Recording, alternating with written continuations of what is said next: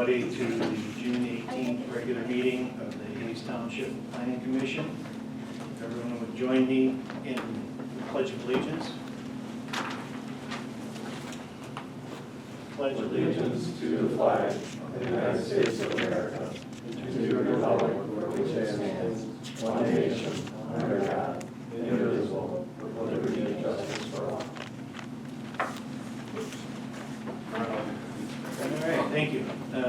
Up first is review and approval of the agenda. Does anyone have any corrections or additions to the agenda?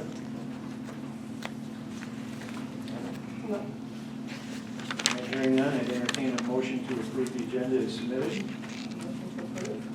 Second. And motion and support, discussion. Hearing none, all in favor? Aye.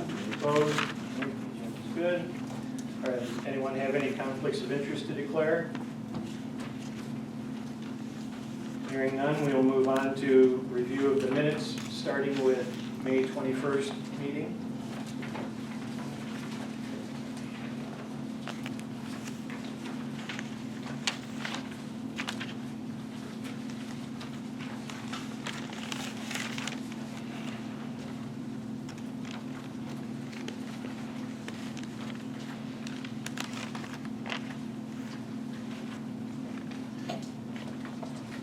Anyone have any corrections that they'd like to make? No? If there are no corrections, I'd entertain a motion to approve the minutes as submitted. I move to accept the minutes as written. Motion, do we have support? Any further discussion? All in favor? Aye. Opposed? Okay. Let's move to the minutes of June 4th. That was I have one thing okay. on line 100. Tip of the minute. Tip of the minute, spelled T-I-P. Only one T. I think that's it.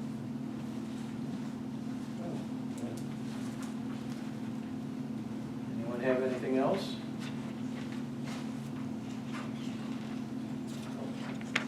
All right, if there are no other corrections, I'd entertain a motion to approve the minutes as corrected.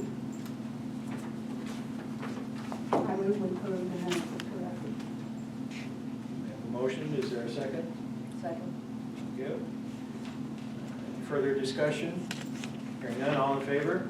Aye. Any opposed? All right, that's good.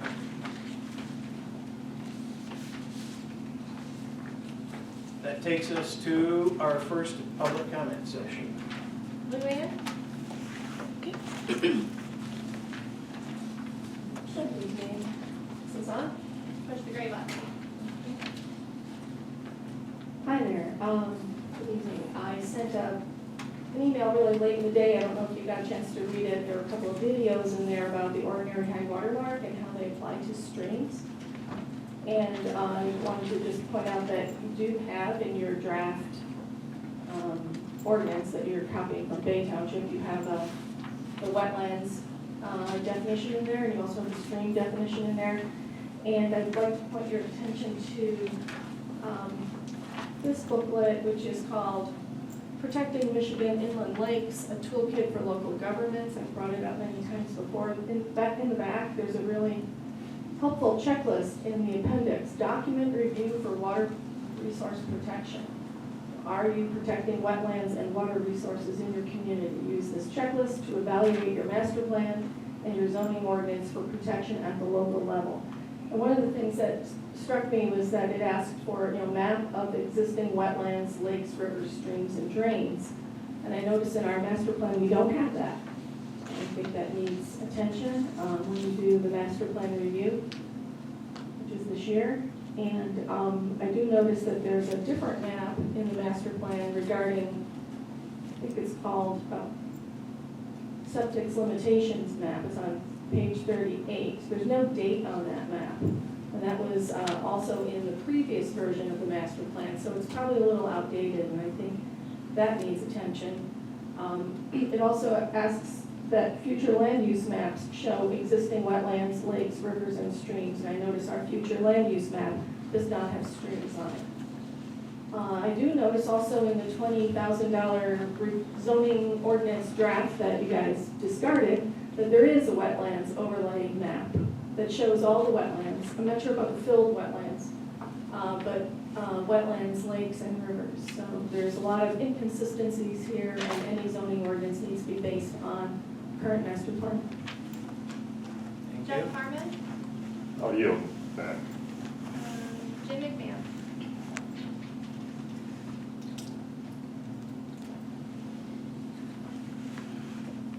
I'm back. Where we been? Been gone for a few months, but I had to make this meeting. Today, I understand you're going to talk about mining or mixed use residential. You may recall that back in the master plan of 2014, the mine, the Reese Riley mine, was zoned for future land use, mixed use residential. Then in the master plan, that was a dispute and argued over the last several years. In 2019, had a change to industrial. And so now, and I do recall, I think it was last August or so, just prior to the law case, not the law case, but the court case where Judge Hayes presided, that the entire Planning Commission came to concurrence that we were going to postpone any more decisions in regards to mining until that case is ended, thinking that it would maybe come with a magic solution. Well, it didn't, as most of you probably know. So this is an opportunity for y'all to maybe look back on what the geologist has said. All of you have a copy of that, of not the interview, but the presentation he gave. I think, Carrie, you don't, I'll have to get you a copy from Derek. Anyways, it's time to look at it again. There are lots of people interested in the mine nearest Bayshore. The future land use said it was mixed-use residential, I believe, with some conditions. But no one wanted to touch the property near Reese Riley. Now's the chance to do that, and I would suggest that we look at the master plan modifications that were looked at by the approved committee, the advisory group. They had it zoned as mining impaired, but there was a long definition. You can name it whatever you like. But it's an opportunity to come together and develop a future vision for the area, not only near Bayshore, but also near Michigan Shores, that area that Reese Riley is operating as an industrial business right now. We're talking about the future. So this is our opportunity to do it right. Thank you. Thank you. Anybody on Zoom want to make comment? Please raise your hand. Mel, if you want to go.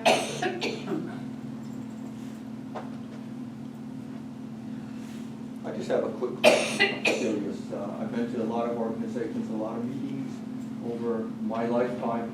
Question is, how many of you actually read reviewed the minutes of the last two meetings? Have you? Any of you? All of you? Okay, so about half you did. Okay, thank you. All right, any other comments? I don't have anybody raising All their right, hand we up. will close public comment at 7:09. Up next is the report of the Township Board Rep and Planning Commission. Matt?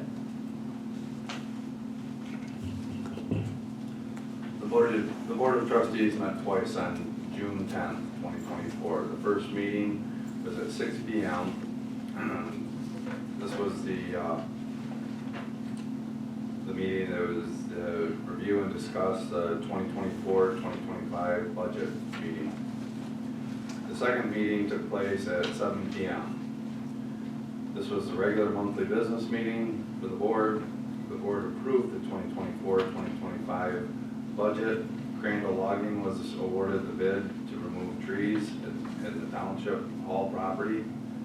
And the next scheduled township board meeting will be July 8th, 2024. That's all. Thank you. Anyone have any comments or questions for Matt? All right. Up next is the ZBA rep report. Nothing to report. Thank you. Zoning administrator report. Yes, I believe you all received a copy of the packet, and you hand out, so anyone has any questions, and answer those. We've had a lot of stuff coming in for sure, so this report probably doesn't reflect the last few that come in the last couple of days. But I do expect at some point in time an application for a special use permit. Right now, Major Douglas Stone Road, but I do not have that application yet. Okay, thank you. Anyone have any questions for the zoning administrator?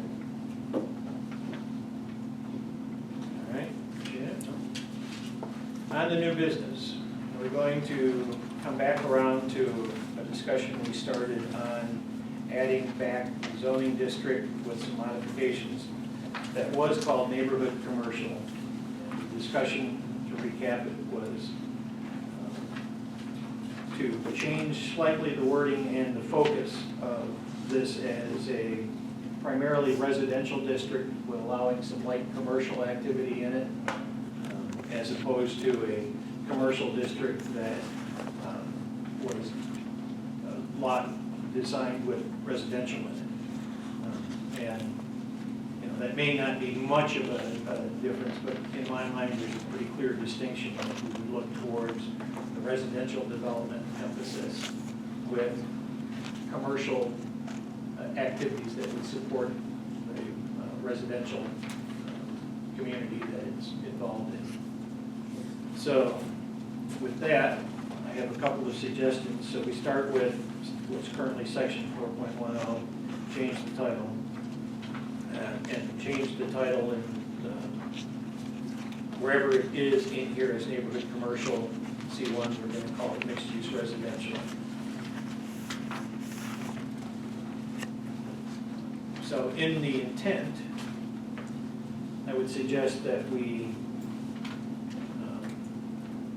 add in the first sentence of the word resident after township A, insert residential and business district. So it would read, the mixed-use residential district is designed to give the township a residential and local business district, and then strike out the word somewhat, that is more selective than a general commercial district to provide for the establishment, etc., of small-scale neighborhood shopping areas, personal services, and professional office areas that are compatible with and of service to township residential uses. Township services, or tourist services are also included as being in character with this district. We've talked in the past as we've thought about how things might work, and the idea of small neighborhoods that are supported by businesses that people that live there own and operate or support is a very attractive concept for the future, and this would be the mechanism by which that could happen should someone want to come forward with that kind of development. I don't particularly see anything to change in either permitted uses or uses subject to special permit, but you all have had a chance to dwell on this for a month or so. Has anybody got any thoughts or suggestions? Yes, ma'am. I understand the problems about sand and gravel extraction, but do we have to include it? No, we don't. Well, I would like to see that. I don't think that that's conducive in a mixed residential zoning district. Everybody? Sweet? Yeah. Yep. All right.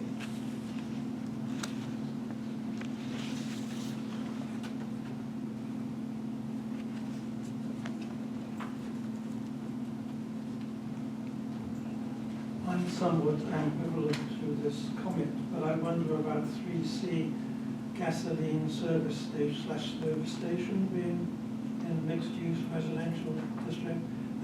I'm just asking the question of the rest of the planning commission, whether or not they share. I have a mild concern. Anyone want to take that up? Being under the special use permit section, it would give us the opportunity on a case-by-case scenario, correct? And with ongoing development and external pressure from people wanting to move here, that is a baseline functional service that citizens may want in the community available. Just my thought. All right. Any other comments or thoughts on it?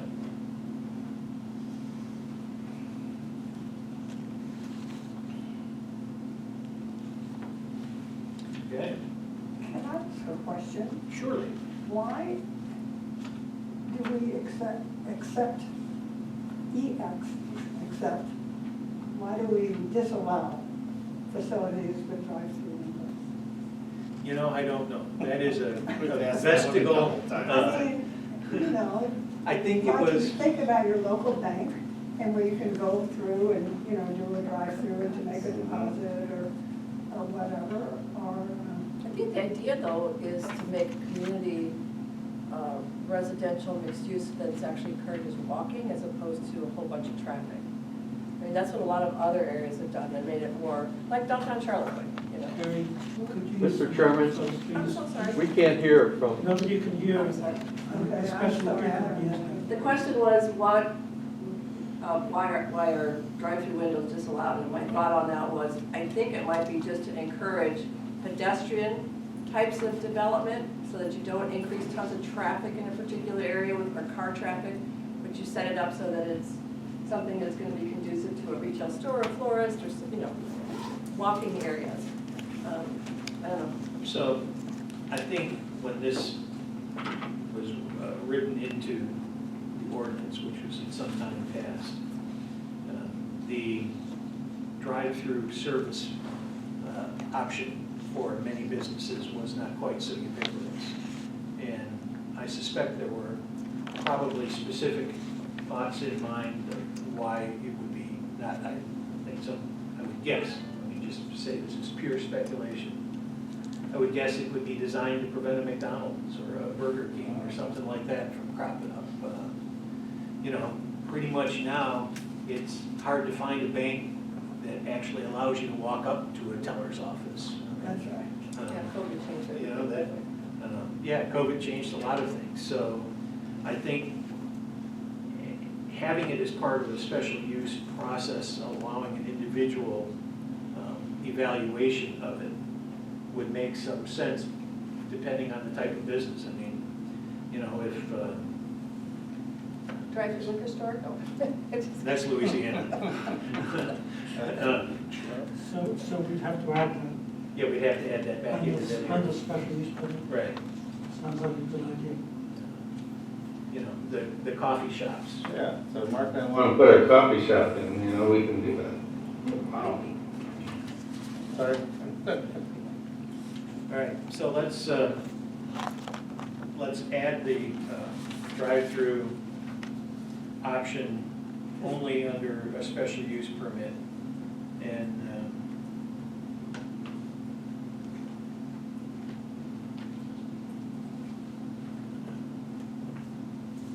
so I would say we leave F as banks and financial services, and then we would create, which would be the new number N if we renumber going through there. We would go banks and financial services facilities with drive-through windows.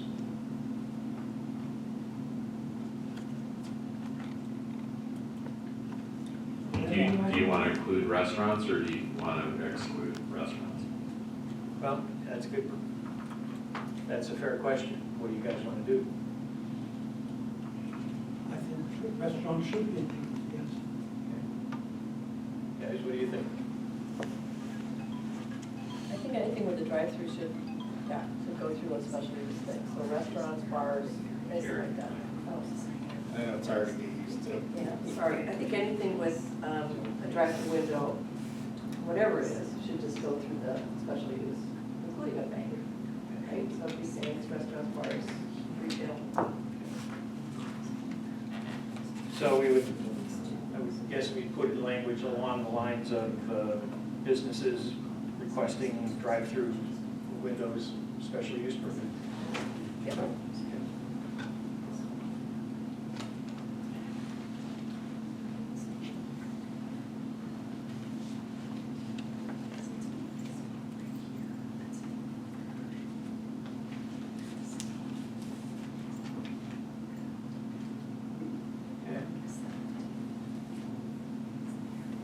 Very good. Any other comments on this section? All right, we'll add this to the package going forward. I think it depends on how. No, we're not using that one. Somebody Okay. share. Here, you want to try. Okay, wait, no, yeah, I was gonna say, I mean, there's so many things that could be included in special use permits. How detailed do you get Right. to, I mean, what's there by right and what's there by special use permit? Because I think there are several different ones that you could be here for. There's probably 50 or 60 of them that you could come up with, so. I think we just gotta realize that. I don't know if you can name everything that would be going in there, whether it be some sort of an educational institute. I mean, there's a list here from some of the other ones that we've looked at that are by right and by special use permit. So I know we wanted to list what's there, but I don't think you can list them all. And I think we gotta realize that going forward. Right. Perhaps we pick up the language which is in the next section, the general commercial district, in section 3B. It says any use permitted in C2, which is that thing, with a drive-through window. So you don't specify which businesses, you just say any businesses that are permitted in, I guess, what is now C, is that going to be C1?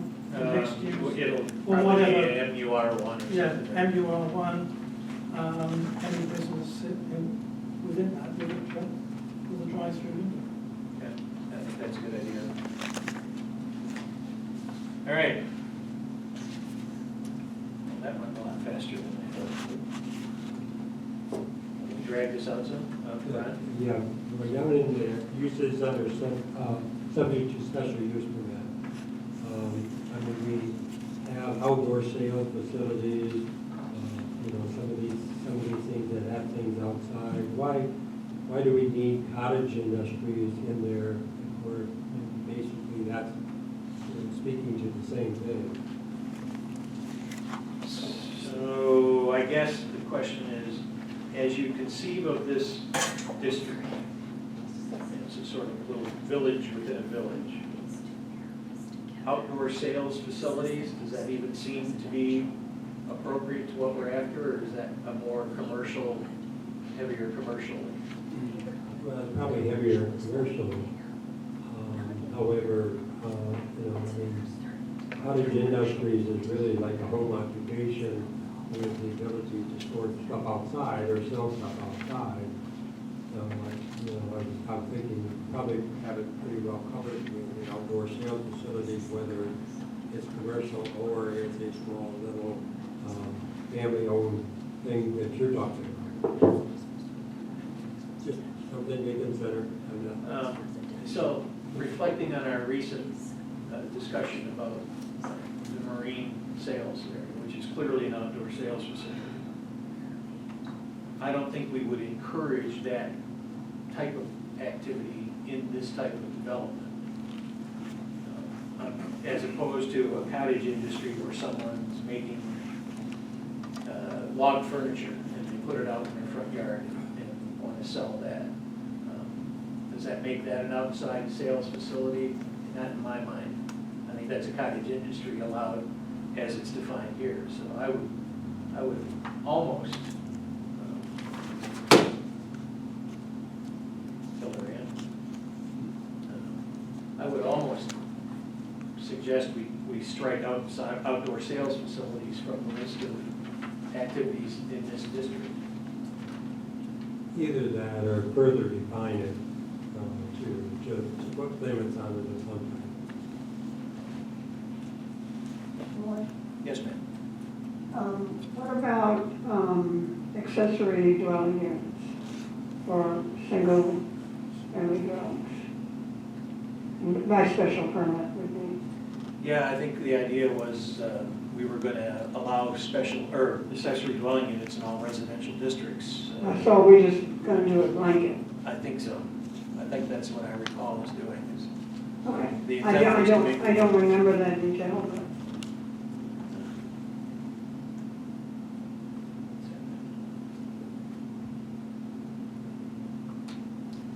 You're looking for just a little point of clarification, to go back on that for a second. So if you have a restaurant that has a patio out in the front part of the parking lot, which you see all the time now, is that outdoor sale?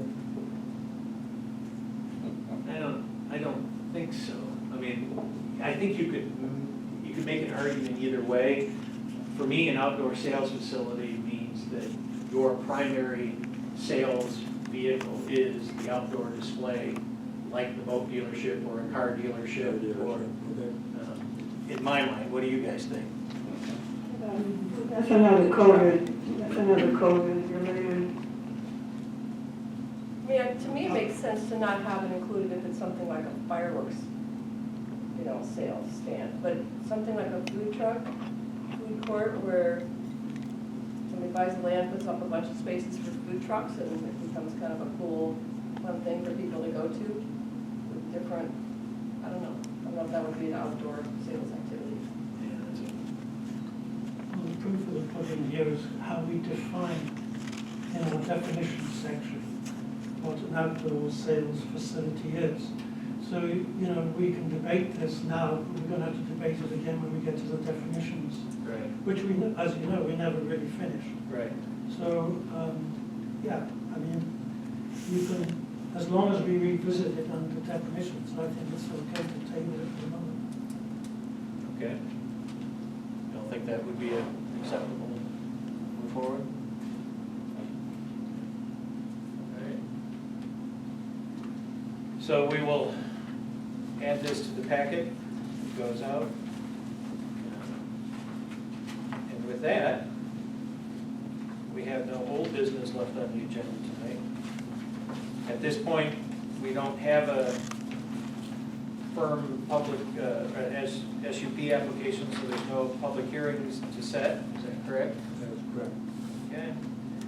Our next regular planning commission meeting is July 16th, according to my calendar. Would someone like to verify that? Yes. Yes, you verified it, right? Yeah, it's June is the 30 months, so that means it's 2 days. And we are now back to our second public comment section. Vivian? Okay. Yeah, the mixed use, in the master plan, there is a zoning plan, which is required by law. You're supposed to be following this plan. And mixed residential consists of 1 and 2 family residentials and multiple family residentials. That is all. You're looking at the writing of our zoning ordinance that's current, that's based on the 2013 master plan, not this master plan. And I wish you would have looked at a map so that you guys knew exactly what district you're talking about. You're talking about a place where people live in Bayshore. And you're talking about McDonald's and banks, and this is right next to the brand new, 63-acre natural area that's on Lake Michigan.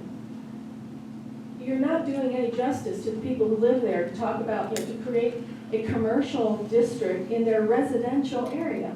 You've got to follow the master plan. And you really need to update this master plan. But if you look at the master plan, the future map, the neighborhood commercial is only here on the current zoning. But on the future land use map, mixed residential is here, Bay Shore, on both sides of US 31, and also the area that's being called neighborhood commercial now. So what area are you really planning for? I think you need to be concrete and really think about where you're planning. What are you planning for? What area? You're just being theoretical and you're coming up with a scheme, but these are people's lives. They live there, you know? Be real. Thank you. Next. Jeff Harmon? Yeah, I just want to speak about a personal item that I've never heard a satisfactory answer to, and that is 4 acres adjacent to the northwest corner of the Reeve Riley main pit that got rezoned, and the other 32 and a half or 33 acres that property belongs to did not get rezoned. And nobody's given me an explanation of when, why, or how.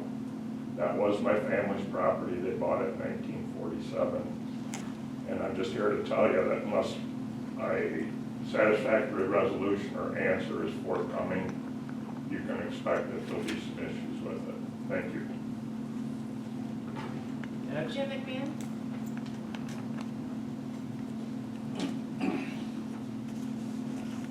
Roy, this evening you began the discussion by saying that the emphasis of this new zone that you're talking about tonight should be more residential and less commercial. In other words, residential is the primary objective, commercial is auxiliary. The way I read this, it's the opposite. I see business as, oh, look at all the permitted uses. It's gonna be hard if someone comes in and says, well, I wanna put in a restaurant and a bar for anybody to dispute that. I get back to the master plan. A year ago, we had this brawl, I'll call it a brawl, and the planning commission, and supported by the township board, established an advisory committee. They went off for 6 months. Some of you were on that advisory committee. And a key element of that, a key product was the future land use map. You know, to me, you're not taking that into account. It's like it was a so what? And it was just a way to buy more time. I would like you to address that tonight. Special use permit. It looks like everybody likes to hang their hat on special use permit. It's hard when someone comes in with deep pockets to argue that they don't meet the requirements of the special use permit. A lot of times they're pretty loose, the special use permit. I've been at those meetings, and it's hard to fight deep pockets. So, you know, I